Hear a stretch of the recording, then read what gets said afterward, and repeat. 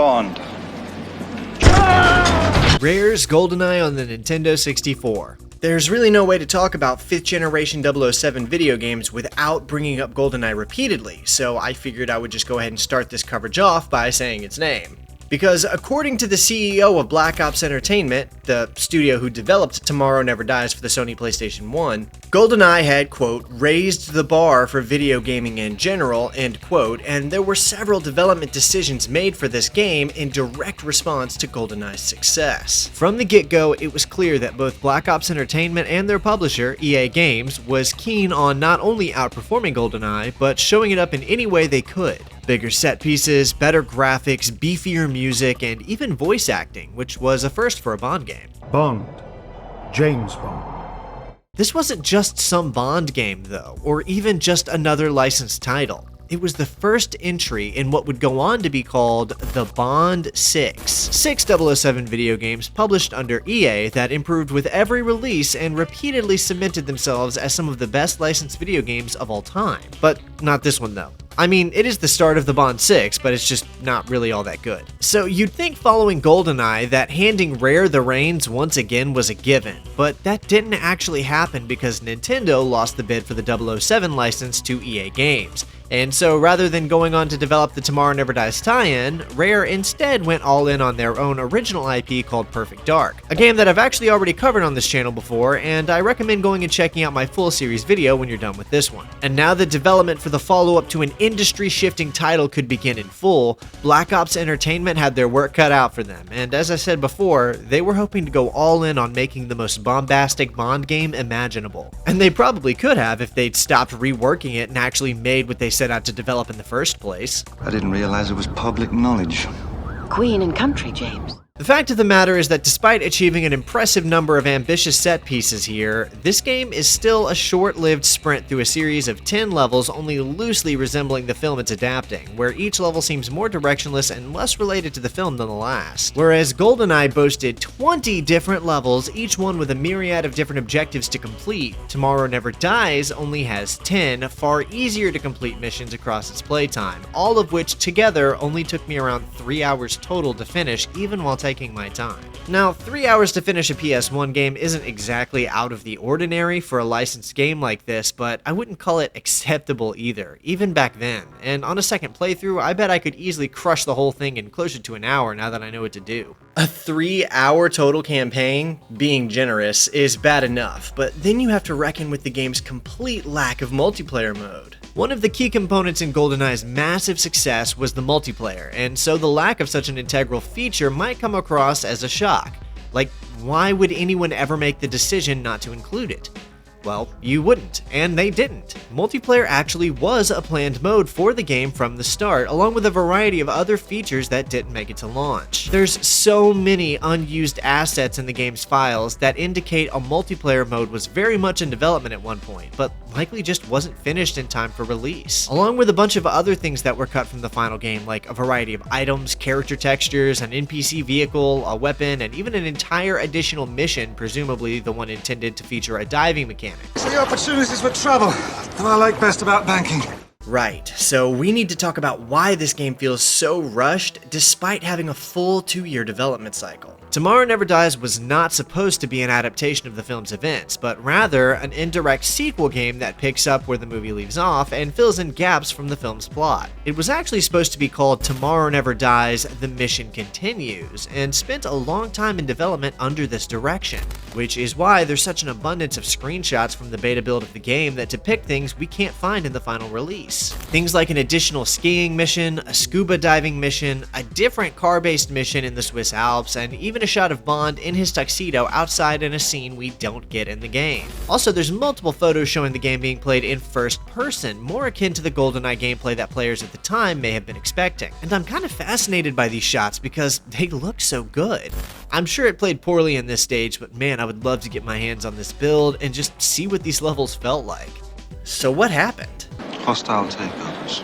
Well, apparently the game went through some playtests, and people reported back that they did not like how the game didn't follow the events of the film, and were disappointed that it wasn't an adaptation like they'd expected. Those playtesters must have been overwhelming in their sentiments though, because the team went on to rework nearly the whole damn game, turning it into a more direct adaptation rather than a soft sequel. I don't know what was said in those playtests, but more than half of what we saw in those beta build screenshots was not present in the final game. And even then, they still had to delay the game multiple times to compensate for the additional development needed for their rework, and there's still some missions in the final release that are clearly holdovers from the original beta build, as they have little to nothing to do with the film's plot whatsoever. So rather than a soft sequel follow-up in video game form that expanded on the Tomorrow Never Dies storyline, we got a half-baked adaptation tie-in that fails to deliver on its source material spectacle.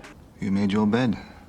I do feel like it's worth stating that for a PS1 game, this looks pretty good. I mean, I've seen better looking games on the PS1 of course, but if we're being honest, there's way worse out there than this. They clearly put in some work to make this game look and feel like a secret agent spy game that takes players across a variety of unique and interesting environments. There's criticisms to be made on the game for sure, but I don't think the graphics or art style are one of them. Within the lens of a PS1 game from 1999, I think this looks great. In some ways, I think it looks better than GoldenEye even, but in a lot of others, it definitely doesn't hold up as well as GoldenEye, partly because of that crunchy look the PS1 gives to its games. So while I think Tomorrow Never Dies is actually more detailed in its textures and environments, the fidelity of GoldenEye just holds up much better with age. But the real question isn't about how the game looks, but rather how it plays. So let's take a look at each of the 10 missions across Tomorrow Never Dies for the Sony PlayStation.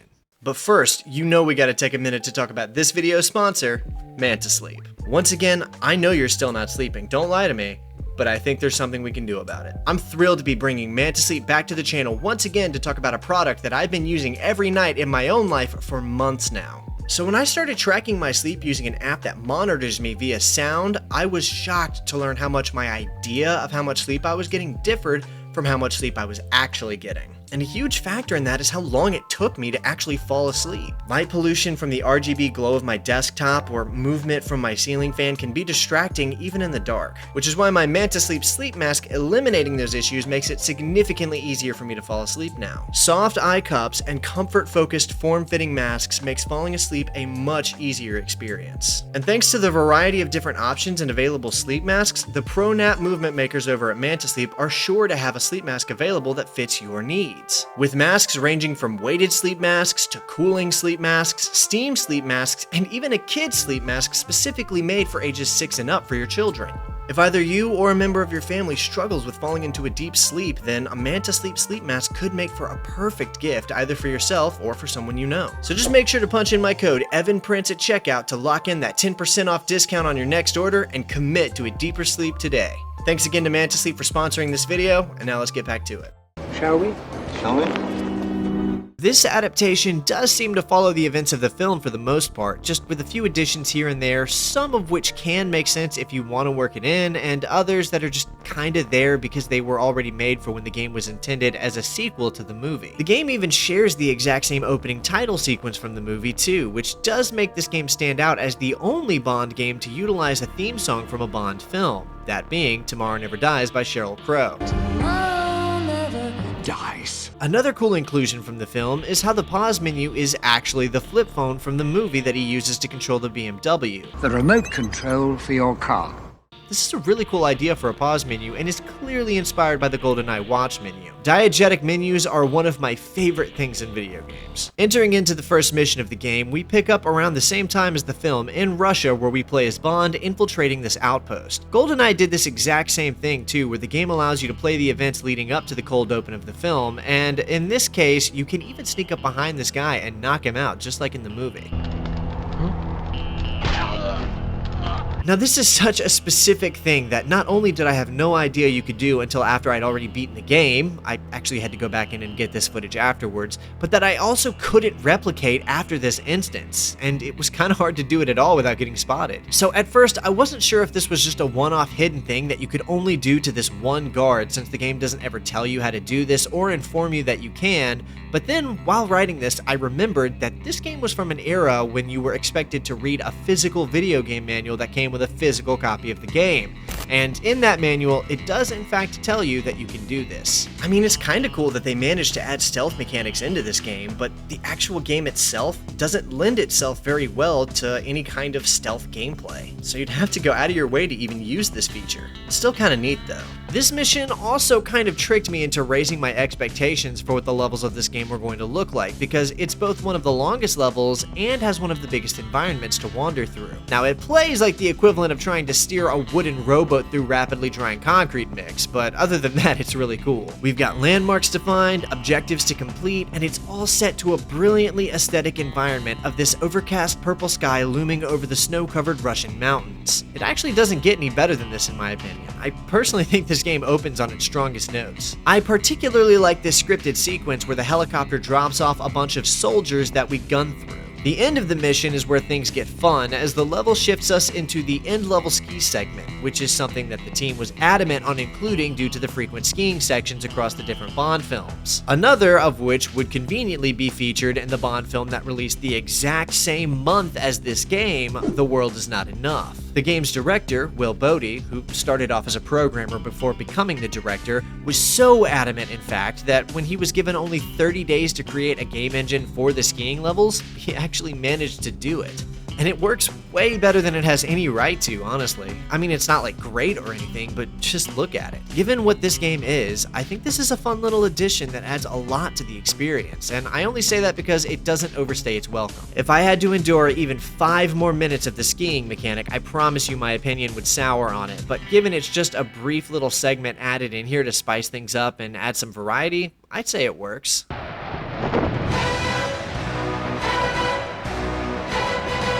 Which brings us into Mission 2, the Arms Bazaar. One thing you can't say about this game is that it doesn't have style. Look how intense the mission briefing sequences are between levels.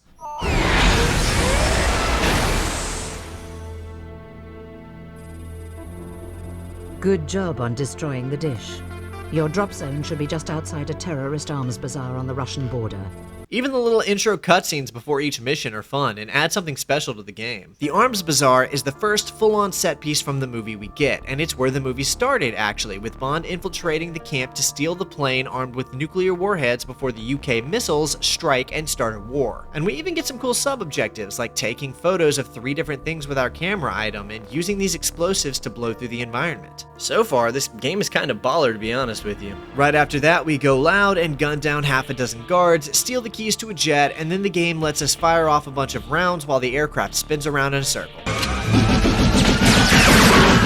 We're fast forwarding to Bond's infiltration of Elliot Carver's media party in Hamburg now. This is also a scene from the movie, but it looked nothing like this at all, and the game just does its own thing instead. There are sub-objectives, like other missions have had so far, that we'll need to be on the lookout to complete, but to be honest, none of them are as obtuse as some of the ones in GoldenEye. Stealth walking around this area while the sickest Bond beat plays in the background is an absolute vibe though.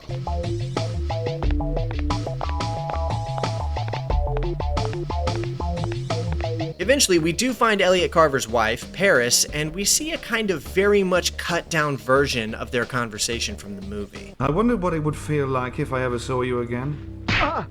Now I know. The fact that there's dialogue between characters in the game like this is a step up from GoldenEye in that way, though. Things don't play out quite the same way here as they did in the movie, although it is similar enough to let it slide, I'd say. Bond does gun through a bunch of Carver's guards, of course, because it's a video game for the PS1, and Sony hadn't figured out people would be cool with 30 minutes of slowly walking while dialogue plays just yet. Mission 4 is another notable one, I think, because it takes place in the printing press building, allowing you to play through what is another of the film's best set pieces. The objectives here are to find the briefcase, retrieve the hidden encoder, and escape from the building, so very similar to the movie. I mean, the encoder is even hidden behind the picture frame and everything. It's a nice touch of familiarity for series fans. Oh, and we even get a version of one of the movie's best Bond quips. They'll print anything these days. That one always stuck out to me as a kid. Between that and gunning down Tomorrow security guards, oh yeah, the name of Elliot Carver's news organization is actually called Tomorrow. I do like this mission, honestly. It feels so nostalgic in the way it's put together, like it's got that quintessential PS1 game feel even just looking at it. Also, I'm trying to give the game some praise where I can because the next mission is one that I'm far less fond of.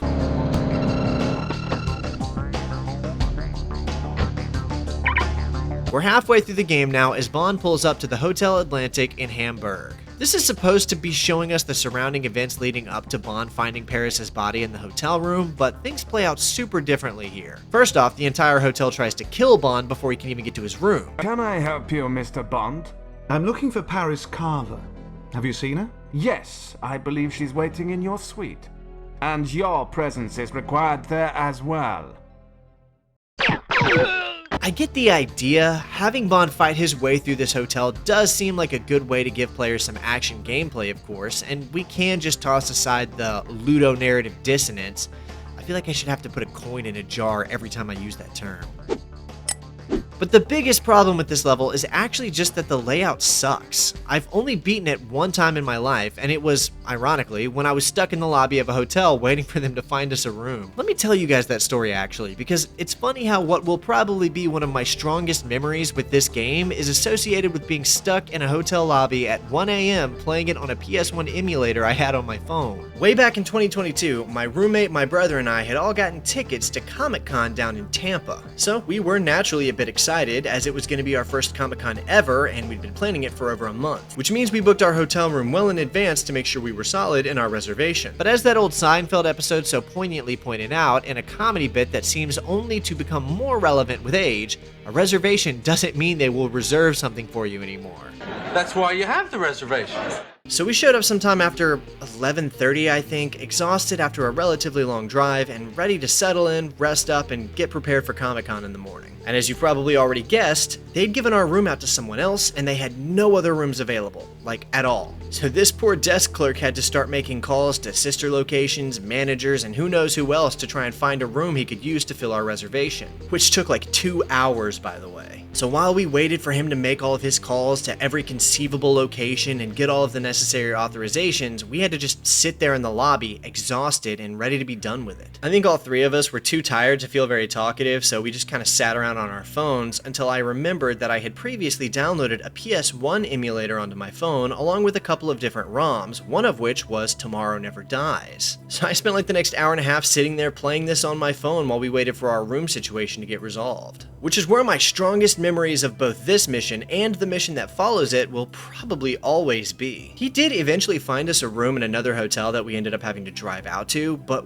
we ended up not getting charged for anything, which we all kind of agreed was an acceptable trade as it gave us more spending money for the con and just made the whole trip that much easier financially. Anyways, back to the game, Bond finally finds the room where Paris is and has a straight up boss battle with Carver's head assassin, Dr. Kaufman. Ah, Mr. Bond.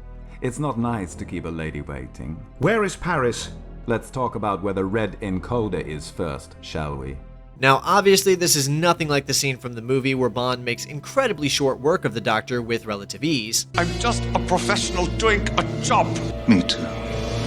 But I do think this particular boss battle is actually kind of fun. One thing this game absolutely nails is the style of it all. The way you can see the boss's health dropping and the small digits beside them just feels so much more stylish than giving them a big green meter over their head. I don't know why, but I just kind of like how this game went about that. Again, it completely sucks to actually play, but I still really appreciate the execution of the visuals here. Oh yeah, and Paris is alive when Bond finds her, for some reason. Are you alright, Paris? I think so.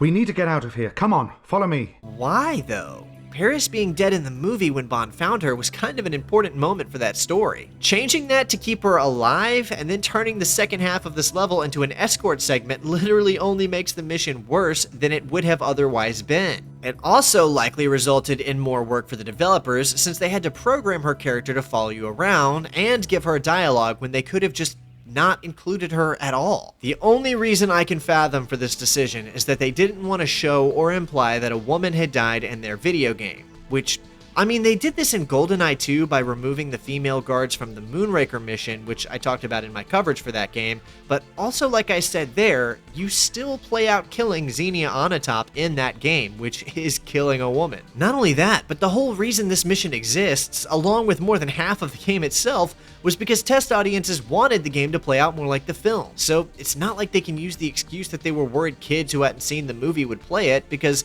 They scrapped the entire original idea for the game specifically to make it more like the movie. It's just such a bizarre thing to change that has no positive upsides I can think of. Implementing this meant more work on the developers to create AI for an escort section, which they never utilize again, so it's just for this one level. It required recording additional dialogue, it contradicts the film, and it undoes an important narrative moment for both Bond and Carver's character in the story. The upsides are, theoretically, that we don't see a dead woman in the game, but they could have literally just not included her in any way at all, and it would have been more accurate to the movie. Just say Bond is there to meet her, and then never bring her up again. Have the boss battle with Kaufman, and move on. I've spent too much time on this level, I think it's time we move on.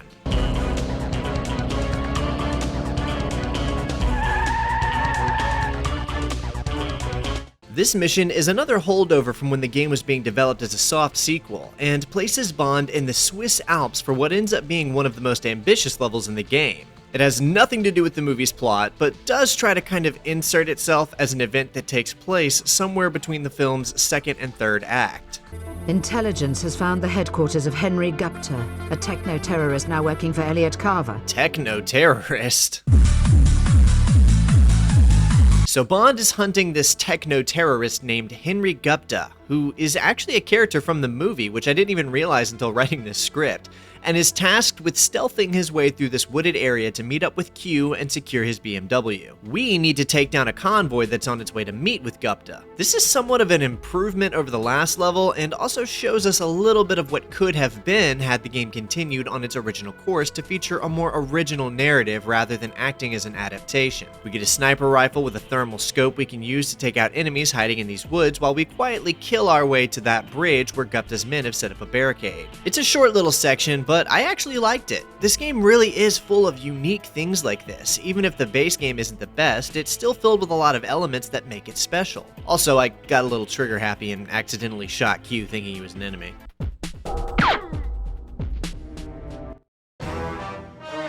Oh, grow up, 007. So yeah, they managed to program in an entire car section for this game. It also isn't very good, but just the fact that it's here is awesome. I don't think I ever got to this part as a kid when I had the game, but I have played it before. Again, back in that hotel lobby I mentioned earlier while we were waiting for our room situation to be resolved. I distinctly remember playing this level on my phone and thinking to myself how it resembled Bond driving this car on his phone in the film itself.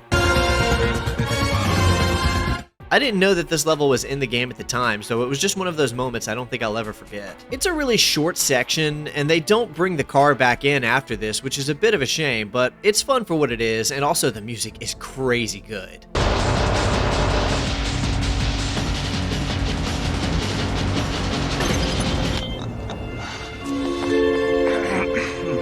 In what has to be another leftover from the game's original structure, this level takes us to Hokkaido, one of Japan's 4 main islands. It starts us off skiing down the side of a mountain and giving us our second and final skiing mission of the game, only this one is in the dark and even cooler than the one before it. It's also more difficult.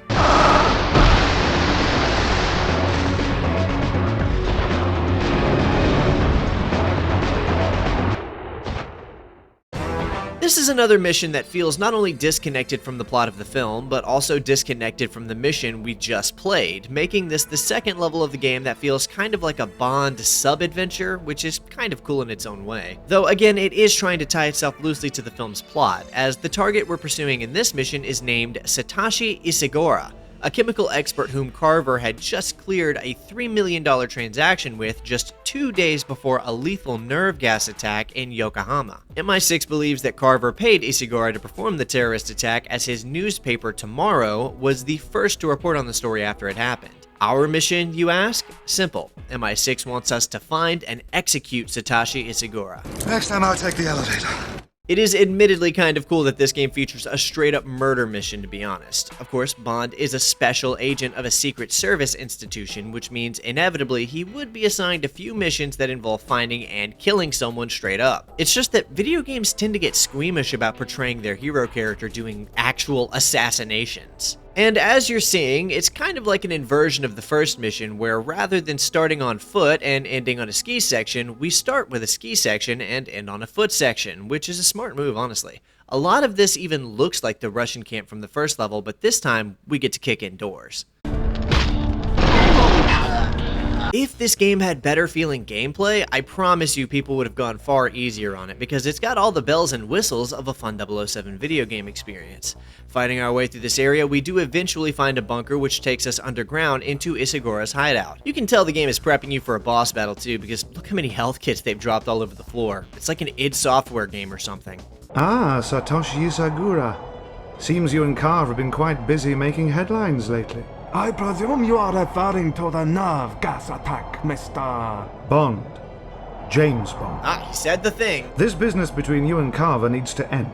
Seems to me the only thing ending is your life.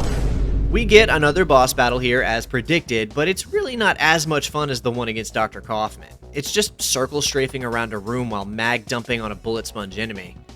Wow, maybe it really is an id Software game. The 8th mission brings us back in line with the film's plot. At least to a degree. The briefing shows us the clip from the film where Bond and Wai Lin found each other diving for the sunken Devonshire like in the film, a sequence that I suspect was once intended to be playable according to those screenshots of a diving mission I talked about earlier, but instead were dropped off on the rooftop of a Carver Media building in Saigon. Our job is to find a data storage room on one of the top floors and find evidence of Carver owning a stealth boat that he's using to prepare for a nuclear strike utilizing a stolen warhead from the aforementioned Devonshire, which was the name of the boat that acted as the inciting incident of the film's plot when it was sunken. The level itself is pretty decent too. It's cool to start a mission on top of a roof, and they even gave Bond his blue shirt look like he had in the film during this point. Although this entire sequence is mostly made up for the game, with little to do with the movie beyond Bond being in the Carver Media building and having a conversation with Carver here. Wai Lin is also notably absent from the first part of this level as well, which had me actually wondering if she was going to appear in the game at all, but she does, we just haven't gotten there yet. Once we take an elevator down, we fight our way through Carver's penthouse floor, eliminating his various guards, destroying his weapon cache, and retrieving a data disk. We also get another cutscene that kind of loosely imitates a sequence from the film, but again, it's different enough where it feels more like an alternate timeline iteration than it does an adaptation of the film's intention.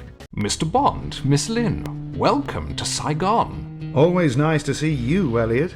I wasn't planning to open this center until tomorrow, but you're just in time to help me finish writing the inaugural story. Your obituaries. Okay, so there's Wai Lin, and this is actually the first time she even appears in the game, although I do personally speculate that she would have appeared in the diving mission like she did in the movie had it been finished. But no worries, because they'll be making up for her lack of involvement up to now by giving her a mission all her own. This level is insane in what it's suggesting here. According to M's briefing, MI6 pulled Bond out of Saigon as the Chinese military was now looking for him, but have asked Wai Lin to fight her way through a section of city to her military headquarters and decode the location of Carver's stealth boat. Okay, no big deal, except they also imply she has to find heavy artillery and destroy a series of armored 20mm chain guns that are spread out across the street, and we actually have to do that in the level. There's a noticeable difficulty spike both for this penultimate mission and the final mission that follows, as they're a bit harder to beat than pretty much the entire game that came before. We take on the role of Wai Lin in the streets of Saigon for this level as she kills her way through several dozen military soldiers in search of a rocket launcher to use on those chain guns. At this point, the game has kind of lost the plot, and I mean that both rhetorically and literally, because this is the last level that I think was probably a reworked mission from the original soft sequel build of the game, because not only does nothing like this happen in the film, but there's not even really a place where it could have, if I'm being honest. It's fine though, because the mission is actually pretty decent. I do think it's laid out a little strangely, as it did take me a while to navigate my way through it and figure out what to do, but the size also gave it a fun exploration aspect that I appreciated. I did end up running out of lives and having to restart the level though, because I didn't really know what I was doing at first, and there's 2 boss battles in this one mission that you're expected to take on, in addition to destroying the chain guns with a rocket launcher, which you have to kill the first boss to acquire in the first place. Ultimately, it was the helicopter boss that did me in on the first attempt here, as I was low on health and out of lives, but my second run through was much easier since I knew where I was going, and I worked out to destroy this wall and access a secret area that gives you a bunch of additional health and ammo. It's easily one of the more complex missions of the game, and the difference in content between this mission and some of the other ones in the game really seem to reinforce just how rushed a few of those other levels feel. It is at least fun to play through, which isn't something I can honestly say about the next and final level of the game. Oh yeah, did I mention that the game features a few actual clips from the movie itself? They're kind of out of place and don't really benefit the game at all, but I guess it's charming that they tried making this work. Anyway, the final level is predictably an attempt to directly recreate the finale of the movie, with Bond and Wai Lin infiltrating Carver's Stealthboat and destroying it. It's also the worst and most frustrating mission of the game. The corridors are far too small to be dealing with these lackluster controls, there's so many enemies to deal with, 2 boss battles, which I'm about to get to, and multiple sub-objectives to complete within this labyrinth of hallways where everything looks the same. Though I gotta give a shout out to whoever decided that the doors in this mission should open by just crushing the model. I mean, look at that. Our first boss battle is against Carver's primary henchman, Richard Stamper, and while their fight in the movie was actually pretty cool, the one here in the game is kind of awful. He just stands back there with a grenade launcher strafing left and right while we play reverse duck hunt with him. This is nothing like how the fight happens in the movie, but he still dies all the same, so whatever. And after that, we rescue Wai Lin from captivity, stop the nuclear mission launch, and get taunted by Carver for a bit. Still trying to write a happy ending? Too bad you're missing the key part of the story. I'm afraid you'll need this to disarm the missile. Carver, you can't win. The British and Chinese navies are closing in as we speak. Yeah, I didn't skip that. For some reason, both the opening cutscene to this level and that cutscene just cut off early without explanation. I'm gonna guess it's an emulator issue, but it may have been in the original game, I'm not sure. James,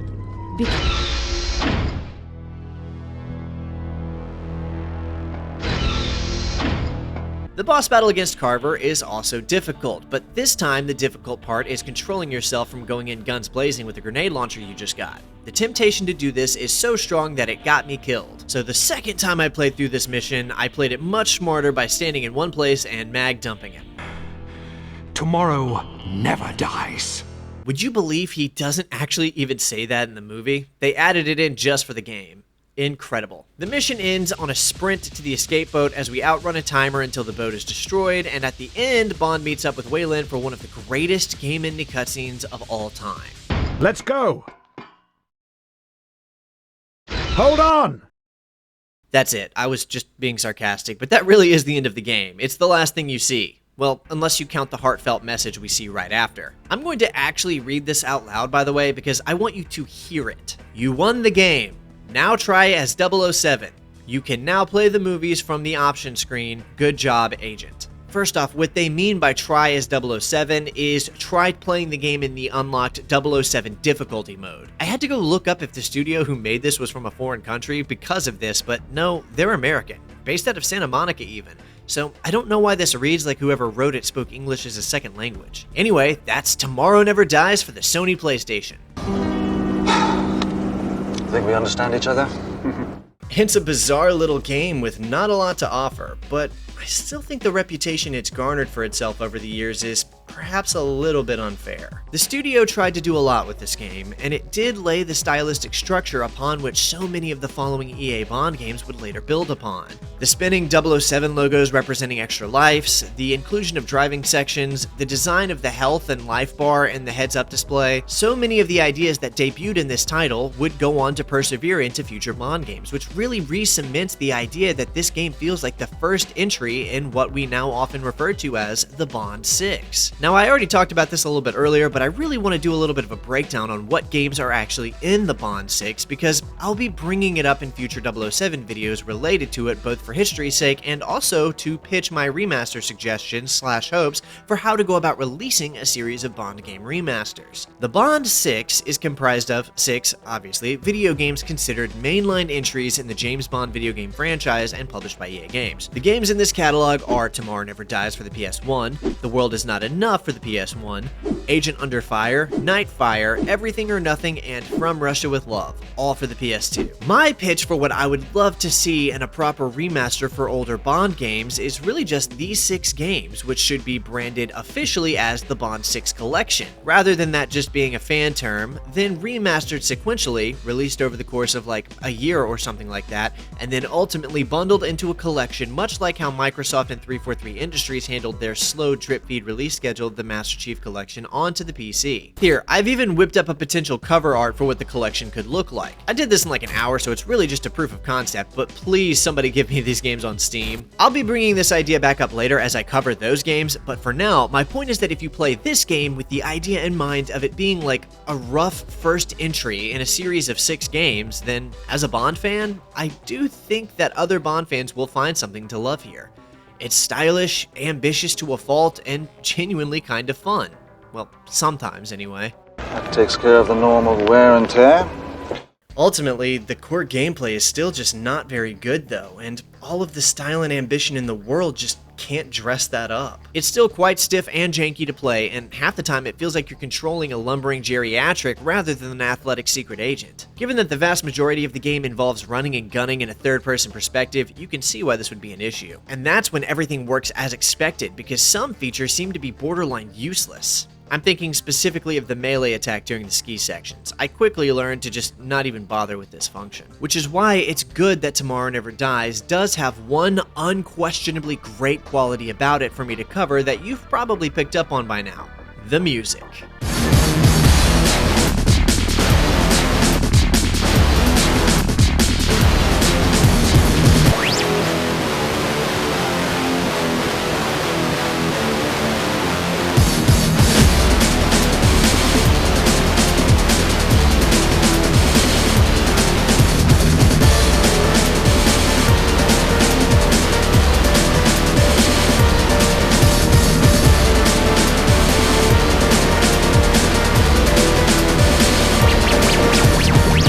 Composed by Tommy Tallarico with additional contributions from the likes of Ron Ulati, Todd Dennis, and even Sonic Mayhem, the soundtrack for the Tomorrow Never Dies game is one of its highest points of praise across the board when it comes to reviews, mixing a huge assortment of different elements such as strings, synth, and percussion into what I can only describe as something that shifts between groove-oriented ambient and secret agent breakbeat. The score for this game is bar none one of the best things about it, and will likely have you nodding your head in a subtle rhythm every level you play as you kill pixelated simulacrums of real human beings in the avatar of a British government-subsidized wet worker. So really what we have here is an admittedly mediocre adaptation of a pretty good 007 film that started off with a lot of exciting ideas before eventually self-destructing into a hollow shell of its original intention to please playtesters, and I assume executives, with a vision that felt far safer than the developers had originally wanted it to be when they began development. So that's what I've been doing wrong all these years. The foundation was here for something great, and the passion is not only visible, but is rather on full display across the game's playtime. These guys wanted to make something incredible that truly blew the minds of both Bond fans and casual gamers alike. But due to all of the reasons we've just gone over, the final product greatly missed that mark. I still do think that a proper remaster of this game could be very fun if it polished up the controls and maybe restored some of the content to the game where plausible, but I'm not sure how likely that is given this title's reputation. And so what we're left with is a footnote in the Book of Bond's impact on video games that laid the foundation for several incredible Bond games to come, but still both failed to live up to its predecessor and fell far short of its successors. Hey viewer, I hope you had a great time watching this retrospective, and I'm just chiming in to say thank you for watching and encourage you to like this video if you haven't already and subscribe to the channel for the impending onslaught of 007 related video game content. Did you ever play Tomorrow Never Dies? If so, what did you think of it? Let me know down in the comments. If you like the work that I do, then consider becoming a channel member or joining me over on Patreon to see exclusive videos like my reviews of the Bond movies, 2 of which are out as of this video's release in the form of GoldenEye and Tomorrow Never Dies, along with some Star Wars book reviews and Q&A update videos about what I'm working on throughout the month. Thanks again for watching, and I hope I'll see you in the next video, but until then, that's all I've got for you.